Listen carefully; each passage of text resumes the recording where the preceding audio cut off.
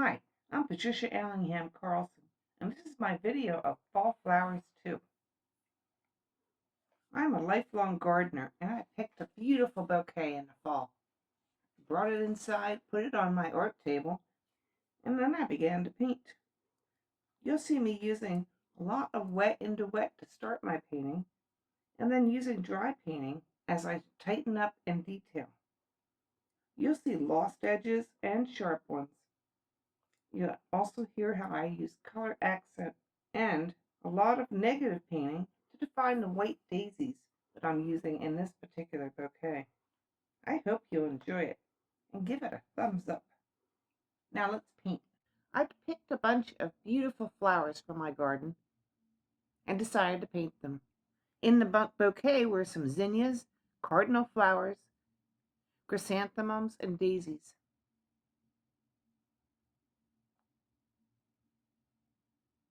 I decided to do a quick reference sketch with my pencil to start.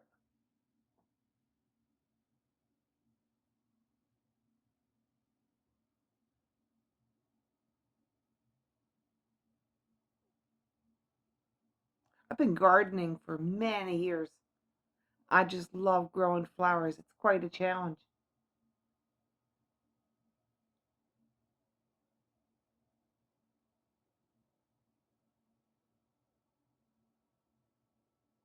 I'm starting out painting some of the greenery around the flowers.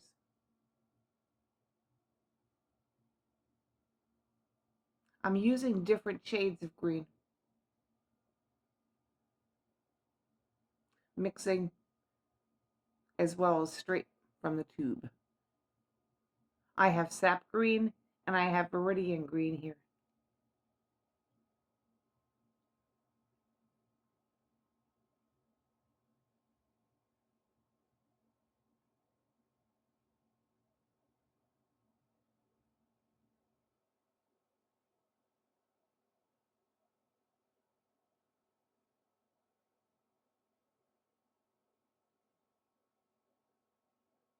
And I'm coming in with some very strong dark, hooker's green dark.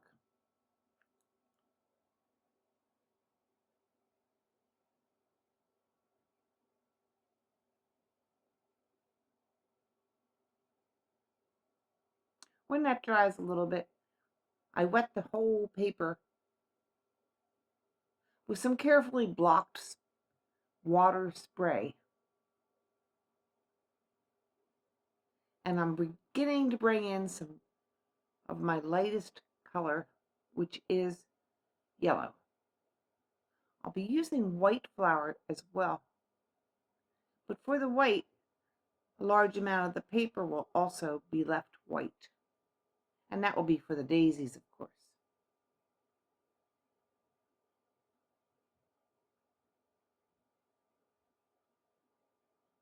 I am looking directly at the flowers that I'm painting.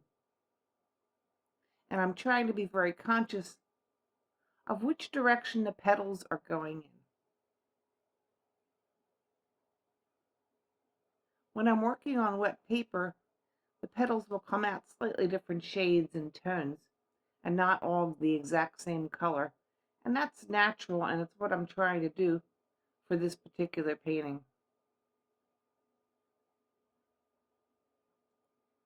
These are a couple of my zinnias.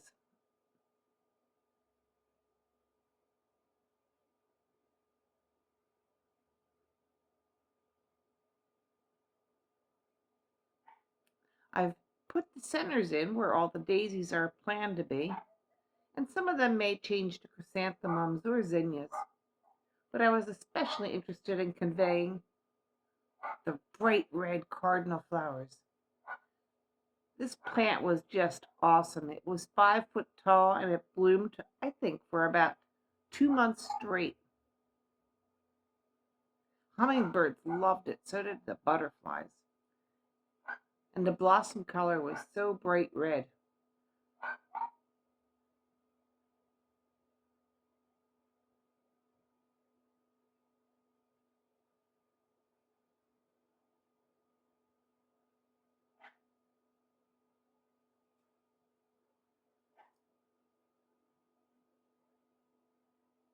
more spray of water, trying to keep things a little broken and not too stiff. And working wet on wet tends to help with that a lot for me.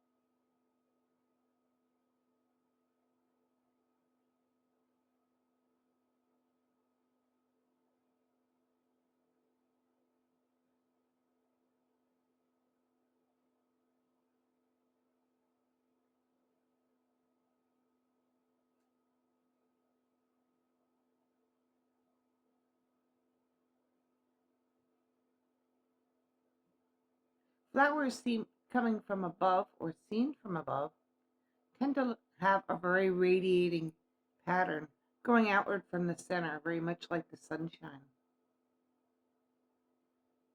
Since I'm working very wet on wet, I'm using very concentrated colors because, as you know, as the colors dry, they will fade and get much lighter.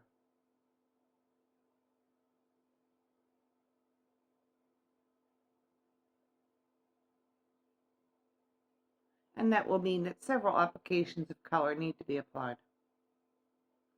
And here comes some purple, which could only mean chrysanthemums, at least for my garden, in the fall.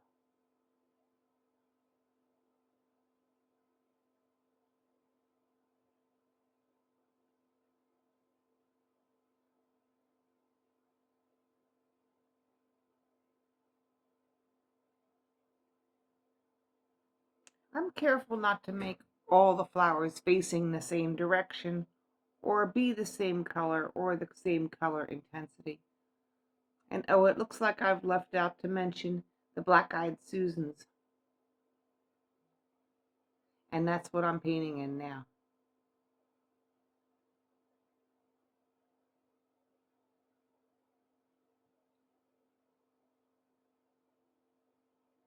Very easy to grow in my area and very much a good staple in any bouquet or any garden because they just bloom all summer around my area,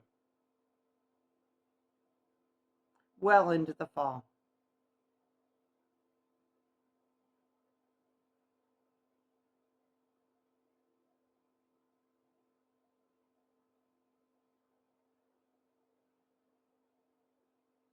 It's dry and I'm erasing my sketch lines.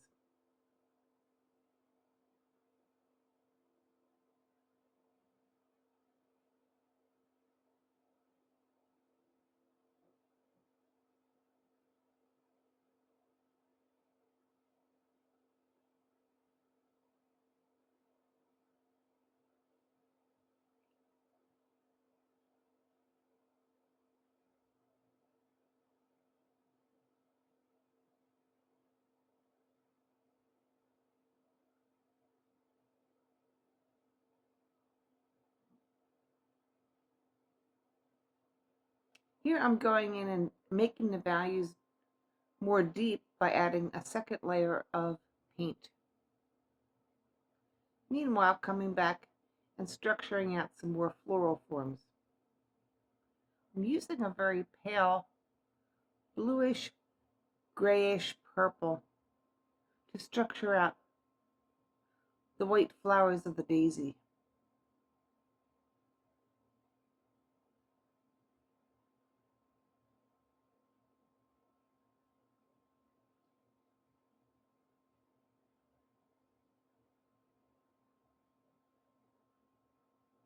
And after those flowers have been sketched out with that grayish color, I will deepen around them in order to make them stand out. In traditional watercolor, we don't paint white, we leave the paper white, but it won't show up very well unless you paint around it which is called negative painting, and makes the flower be set off from the background.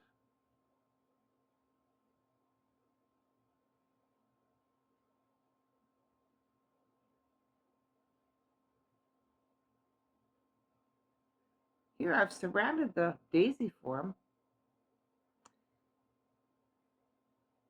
sprayed it,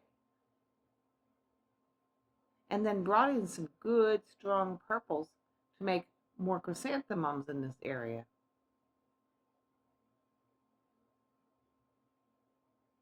Purple chrysanthemums.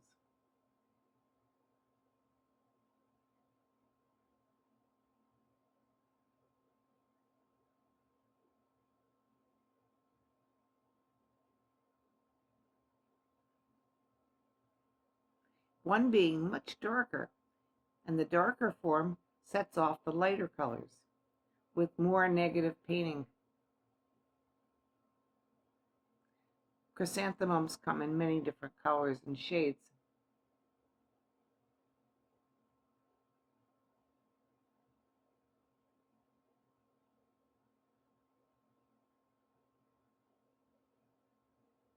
In an informal bouquet like this, some flowers will overlap others.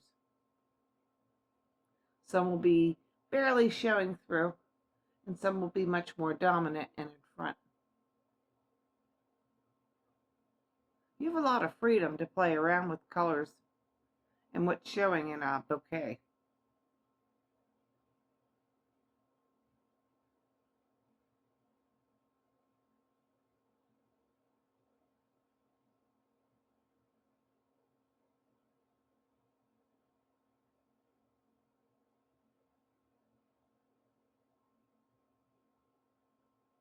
And bit by bit, the bouquet is starting to fill in.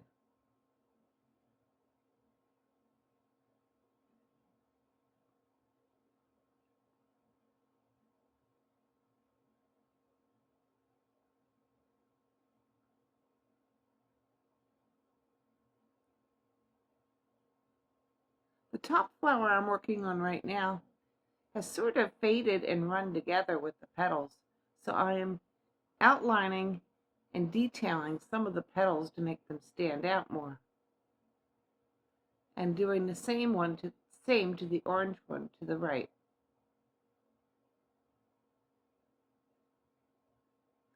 Carefully painting around the purple chrysanthemum to make those petals stand out.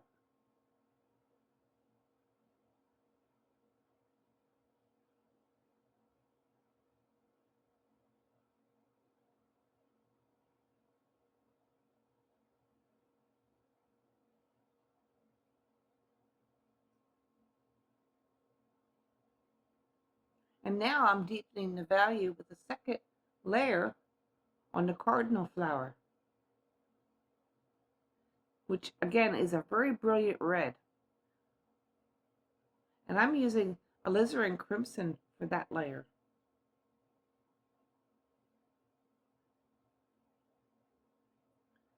I've blocked with my hand and sprayed the remaining color areas with water.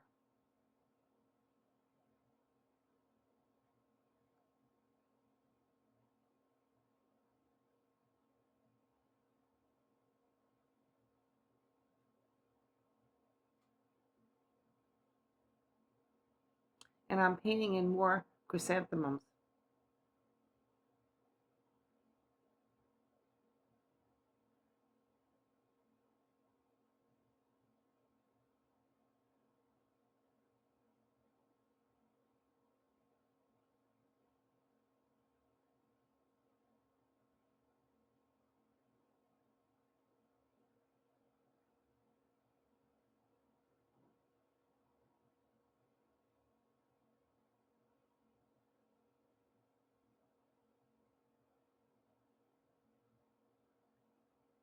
Adding another cardinal flower cluster.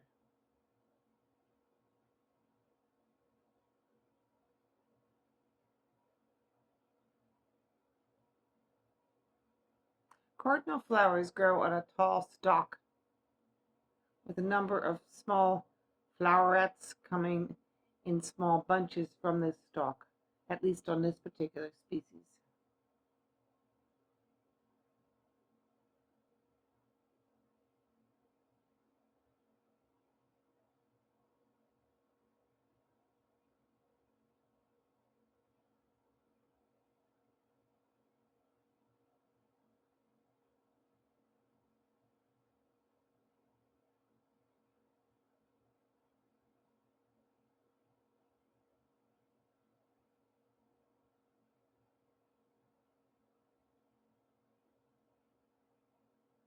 And you could see a third layer of glazing going on them. The cardinal flowers, that is. And a second layer going on the one that's now faded that I just added.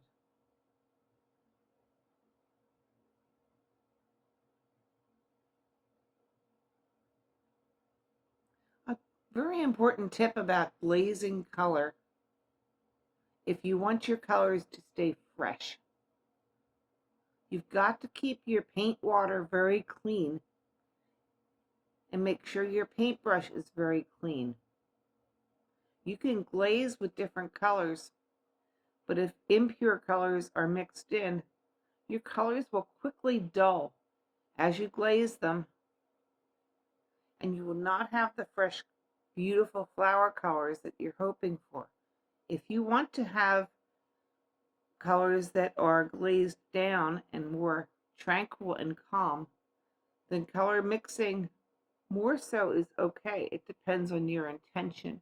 If you want very fresh flower colors, be careful to keep your paint water and your brush very clean.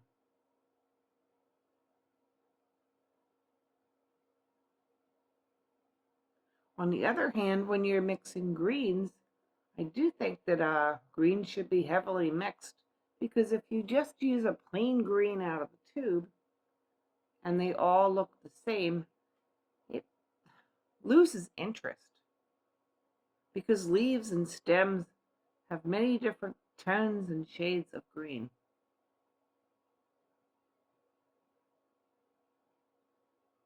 As well as darknesses and lights, which also depends on the light source and how much sunlight is striking your flowers and your leaves.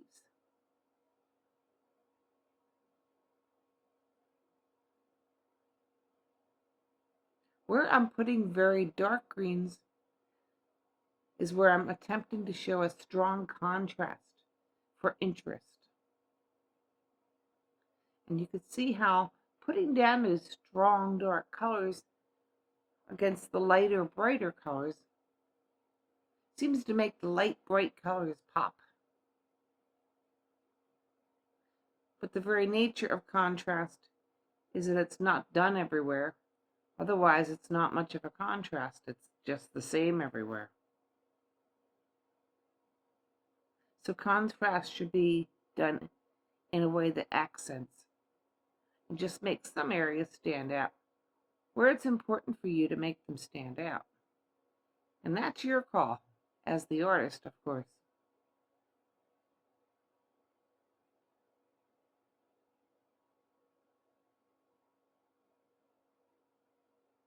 You can see me detailing some areas more heavily and leaving other areas more blurry, and that suits me for this painting.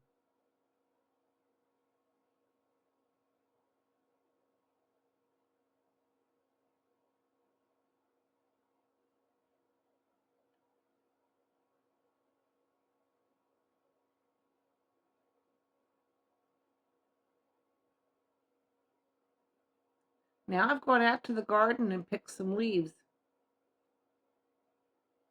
and I'm arranging the actual leaves on the paper and then painting them in.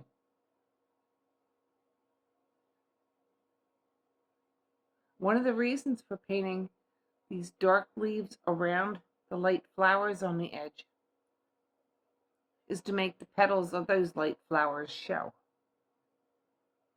And having the actual leaf in my hand and putting it in different places helps me to see where it might look good.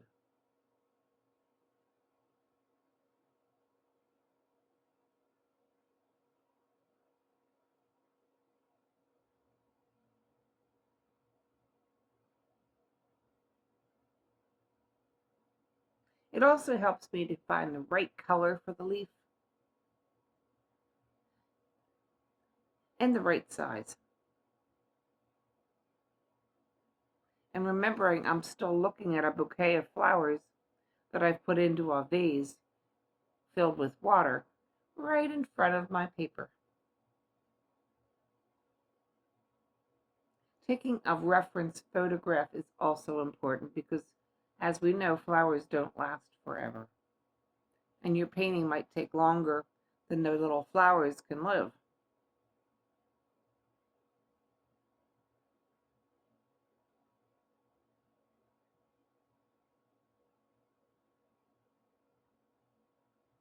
Now I'm containing the white flowers at the very edge with some color so that they will show up better than white on white.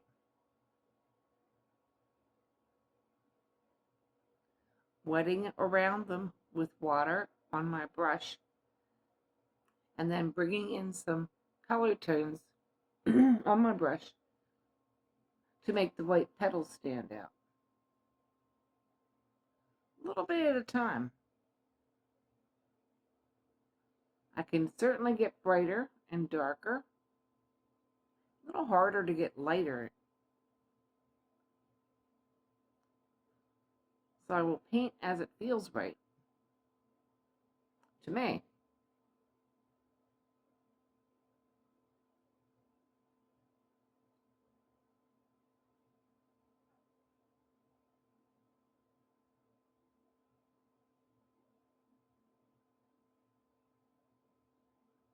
What I'm doing here is painting water onto some areas and then blotting it with a paper towel to remove paint. This is where I want highlights. I could have left them there from the start, but if you make a mistake and you want them lighter after you've already painted them, you just paint on it several times with a very clean, wet brush and give it a blot, and you can generally lift paint in the areas where you want it lifted and lighter.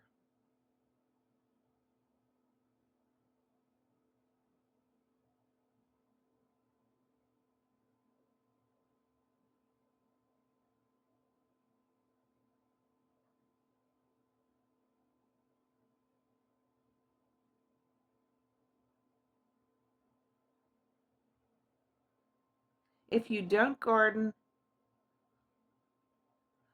and you have a little money for an extravagance one day, I would suggest you buy yourself a bouquet of real flowers, bring them home and take a photograph, but then paint them. Working from real flowers is quite exciting. And the more you practice and do at it, the better you're going to get.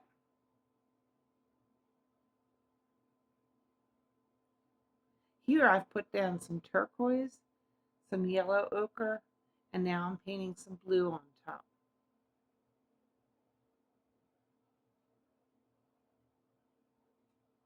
All around the daisies. And now you can see the white daisy petals standing out.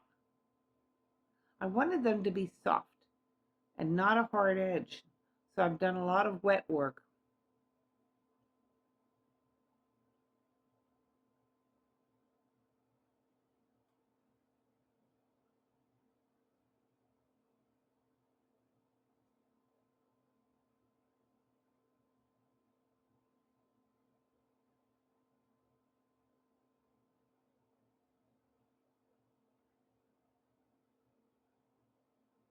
At this point, the entire bouquet has been painted and I'm making adjustments. Although it looks like I'm painting straight through, I can tell you that there are frequent breaks where I evaluate from a distance how the whole painting looks. Getting away from your painting while you're working on it gives you a more objective opinion of how to proceed, as well as how close you're getting to being completed.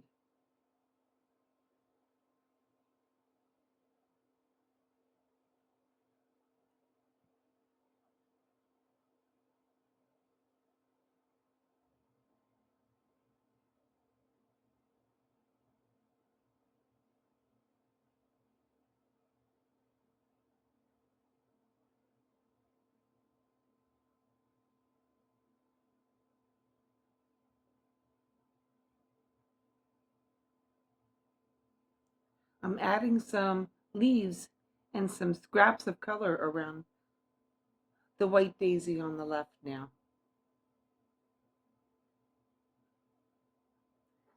as well as a bit more on the right. And you could see how that makes the form emerge by painting negative around the positive of the white. And by all means, I frequently turn my paper in order to reach it and paint at the angle I need to reach it at. So turn your paper all around and turn your wrist and figure out what works for you. That was a little bit of splatter.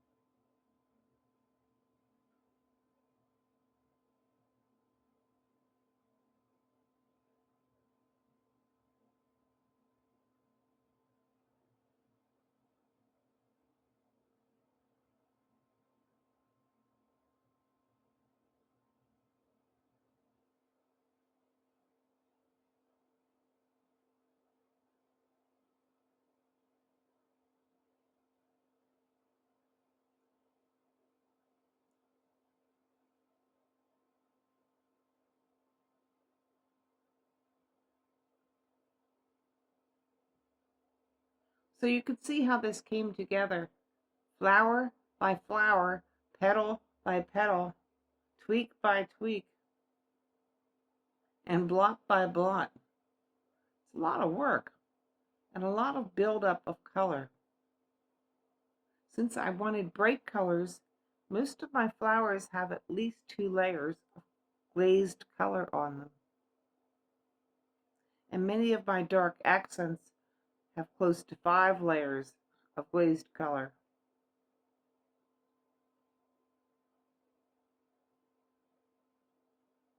There are also areas with almost no color.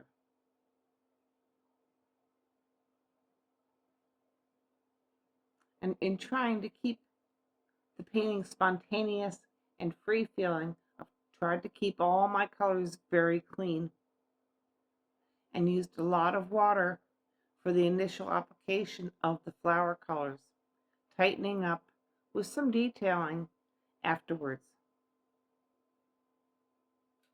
This is my evaluation to see if both sides work.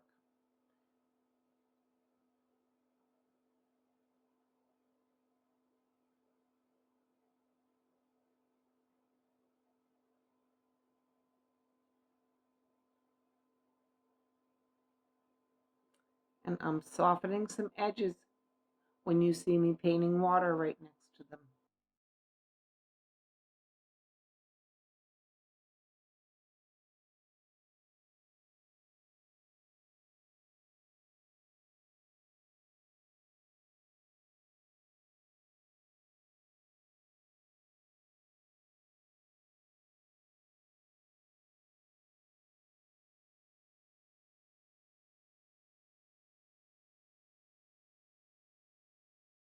I hope you enjoyed my video of my watercolor painting fall flowers too, and that you'll subscribe and ring the bell so you don't miss any future videos.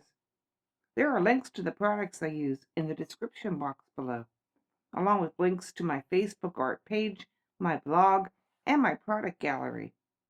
As always, your comments are very welcome. I'll see you next painting.